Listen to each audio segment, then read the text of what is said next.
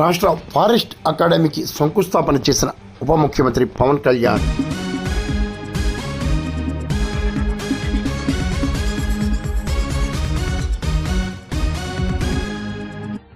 రాజానగరం నియోజకవర్గ ఎమ్మెల్యే బొత్తుల బలరామకృష్ణ ఆధ్వర్యంలో గురువారం రాష్ట్ర ఉప ముఖ్యమంత్రి పవన్ కళ్యాణ్ దివాన్ చెరువు వద్ద ఫారెస్ట్ అకాడమీకి శంకుస్థాపన చేశారు.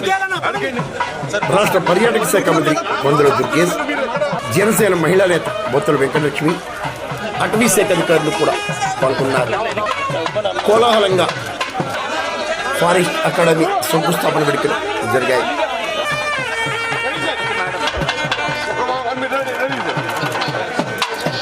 ఇంత ముఖ్యమైన నైపుణ్యాలు పరిరక్షణకు 23% ఫారెస్ట్ కవర్ని పెంచడానికి ఈ పరిశోధనలకి